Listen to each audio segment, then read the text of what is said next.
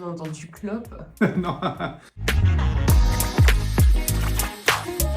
Le conseil que je donnerais, c'est que avant de parler financement pour la formation, c'est trouver la formation qui vous correspond. Pour trouver la formation qui vous correspond, il faut déjà s'interroger sur ce que je veux. Vous allez regarder que la formation est bien rattachée à une certification en lien avec ce qu'on vous propose. Ça, c'est plutôt pour le cadre réglementaire. Pour le choix de la formation, ce qu'il faut regarder, ça va être bien entendu les compétences, le programme et aussi ce qu'on appelle dans le métier les modalités pédagogiques. C'est la durée de la formation, qu'elle corresponde au dispo que vous avez. Est-ce que je me forme en collectif, en individuel? Est-ce que je dois être présent dans les locaux de l'organisme de formation ou bien est-ce que c'est en visio? Est-ce que la formation se déroule en e-learning avec de l'accompagnement, donc le fameux mixed learning? Est-ce que c'est 1 heure par semaine? Est-ce que c'est 3 jours consécutifs? Tous ces petits points-là qui correspondent à vos disponibilités et ce que vous recherchez dans le cadre de la formation.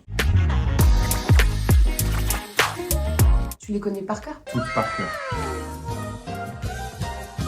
Après, les titres exacts, c'est plus compliqué. Mais on a une certification sur la création de sites sans coder, la certification sur la réalisation et le montage de vidéos pour développer sa communication digitale, la rédaction de contenu percutant avec le copywriting, l'intégration de l'IA dans la gestion des réseaux sociaux, la création de supports de communication à l'aide d'un outil design graphique, améliorer le référencement naturel pour les sites et pour les IA génératives, qu'on abrège en SEO, GEO. Et on en a 2 qui arrivent prochainement. Mais je n'en dirai pas plus.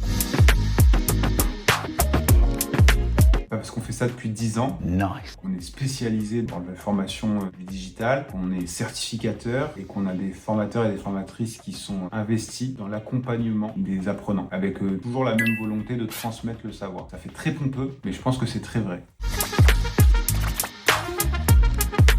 Au-delà de tout ce qui va être programme, compétences, modalités pédagogiques, moi le conseil que je donne, c'est le feeling que vous avez eu par rapport à l'interaction avec la personne qui vous a conseillé, qui a répondu à vos questions. Toutes ces choses-là sont des choses qui vont vous parler et qui font que vous allez choisir l'organisme A plutôt que l'organisme B, outre le prix. Vous pouvez comparer les approches pédagogiques, les différents sites internet, les humains qu'il y a derrière, parce que vous allez quand même passer du temps avec ces gens-là. C'est plutôt simple en soi quand vous êtes sur le site moncompteformation.fr. C'est un catalogue de formations avec une barre de recherche. Vous mettez les mots-clés de la formation que vous recherchez, donc qui est une formation soit sur des compétences, soit une formation métier. Le site va vous proposer différentes formations qui sont en lien avec ce que vous recherchez et vous allez pouvoir cliquer sur chacune d'elles pour pouvoir comparer un peu ce qu'il propose en termes de programme, de compétences, etc.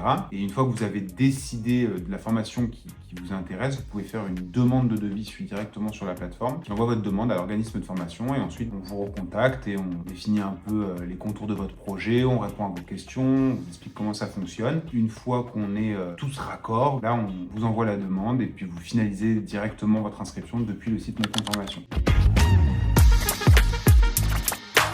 Pour pouvoir vous inscrire à une formation, il faut une identité numérique. L'identité numérique, ça a été mis en place pour sécuriser les inscriptions et donc vous pouvez l'avoir par 2 biais, soit via la poste, soit via France Identité directement depuis le site dédié.